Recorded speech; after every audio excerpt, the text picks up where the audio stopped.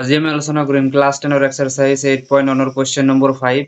ইয়াত আমাক দিয়া আছে কি যে sec থিটা 13/12 আন ত্ৰিকোণমিতিক অনুপাতবোৰ গণনা কৰা। sec থিটা যদি তোমাৰ কি হয় 13/12 হয় তেনেহলে বাকি অনুপাতবোৰ আমি উলাই দিব লাগে ট্ৰিগনোমেট্ৰি, ঠিক আছে?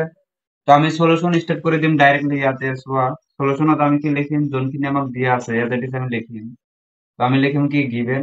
তো গিভেন করা আছে আমাক কি sec থিটা ইকুয়াল আমাক কিমান দিয়া আছে 13 দিয়া আছে 12। এতিয়া সোয়া sec থিটার রেশিওটো কি হবো, cos এর রেশিও তোমার কি হয় b/h, তেনেহলে sec থিটার কারণে কি হবো h/b হবো। যেহেতু cos এর রেসিপ্রোকাল কোণ হয় sec হয়, গতিকে আমি লিখিম কি h উপরত লিখিম আর b2 আমি কত লিখিম তলত লিখিম, ঠিক আছে? তো ইয়াতে সোয়া ইয়াতে আমাক কি ভ্যালু দিয়া আছে, ইয়াত যদি আমি লক্ষ্য করো ইয়াতে আমাক h কর্ণ আমাক দিয়া আছে কিমান 13, ইয়াত আমি k এক্সট্রা এটা লিখি দিম। লগতে আমাক দিয়া আছে কি b আমাক কিমান দিয়া আছে 12, ইয়ার লগত আমি কে লিখিম। আমি ওলাব লাগে কি তেনেহলে সোয়া p আমি ওলাব লাগে, মানে লম্ব আমি ওলাব লাগে, ঠিক আছে? তো লম্ব ওলোৱাৰ কারণে আমি কি কাম করিম, পাইথাগোরাসের সূত্র ইউজ করে দিম। তো ইয়াতে আমি ডাইরেক্ট লিখি দিম কি পাইথাগোরাসের সূত্রর পড়া, ঠিক আছে? এইখিনি বস্তু আমি লিখিব লাগিব পাইথাগোরাসের সূত্রর পড়া। তো পাইথাগোরাসের ফর্মুলা তুমি ইউজ করে দিয়া।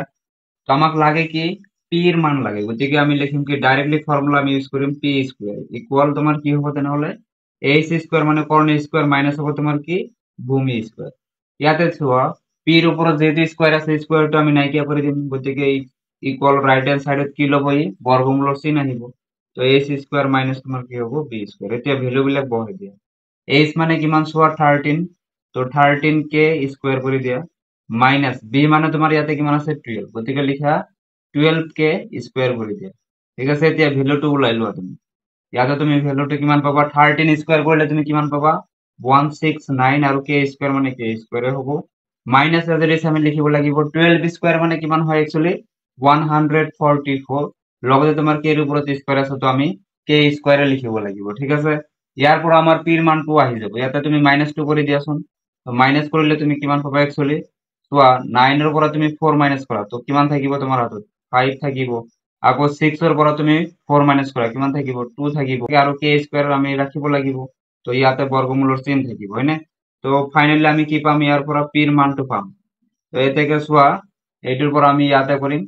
তো ইয়াতে আমাক কি লাগে পি আমি কিমান ওলাব চোৱা 25 এৰ বৰ্গমূল কিমান হয় তোমালোকে জানা 5, গতিকে ইয়াতে আহিব 5 আৰু কে এৰ উপৰত স্কয়াৰ আছে বৰ্গমূলৰ চিন কাটি যাব, থাকিব কি সিঙ্গেল কে থাকিব, হয়নে?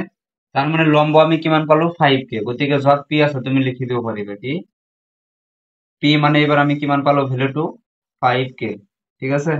তো আমার গোটেই তিনিটা সাইডের মান আহিছে, কর্ণ আহিছে, ভূমি আহিছে, লম্ব নাছিল, লম্বর মানটো আমি ওলাই লৈছো, ঠিক আছে? এতিয়া আমাক যি রেশিও লাগে এই গোটেইখিনিৰ আমি ৰেশিও ওলাই দিব পাৰিম, মানে আন অনুপাতবোৰ আমি ওলাব পাৰিম, ঠিক আছে? তোমালোকে স্ক্ৰিনশট মাৰি ল'বা, মই এটা এটা কৰি বুজাই আছো। তো এতিয়া চোৱা ফাইনালি আমি অনুপাত বিলাক ওলাম। চোৱা sec থিটা তো আমাক দিয়া আছিল 13/12, গতিকে আমি কি কৰিম cos ওলাই লম, যেহেতু sec তোমার কি হয় cos এর উল্টা হয়, গতিকে cos থিটা মানে কি হ'ব তেতিয়াহ'লে চোৱা sec থিটা তোমার যদি কি হয় 13/12 তেনেহলে cos থিটা হ'ব তোমার কিমান 12/13, এটা তোমালোকে জানা, তো মই ডাইরেক্টলি করে দিলো।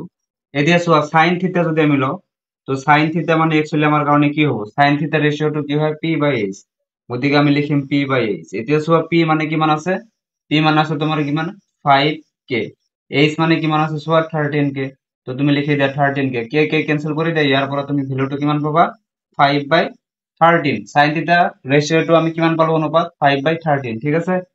তো sin থিটা যদি পালো cos থিটা কি হ'ব ইয়াৰ উল্টা, তো ডাইরেক্ট মই ইয়াতে cos থিটা লিখিম যাতে মোর কারণে ইজি হয়, হয়নে? sin থিটা তোমার কিমান পাইছো আমি 5/13, তেনেহলে cos থিটা তোমার কি হ'ব h/p হ'ব। তো h/p হলে তোমার কি হ'ব এটোর ভ্যালুর উল্টা হয়ে যাব, তার মানে 13 বাই তোমার কি হ'ব 5 হ'ব। তো তুমি ডাইরেক্ট ইয়াতে এইবিলাক কৰিব পাৰা কাটাকাটি কৰি, ফাইনালি তুমি এইটোৱে মান পাবা। তো মই ইজি কৰাৰ কাৰণে মই কি কৰিলো ডাইৰেক্ট উল্টা কৰে মই লিখি দিয়েছো, ঠিক আছে? তো তাৰ পিছত আমি লিখিব পাৰো কি tan থিটা। এতিয়া চোৱা tan থিটা মানে আমার एक्चुअली কি হয় tan থিটা মানে আমার কি হয় p/b, হয়নে?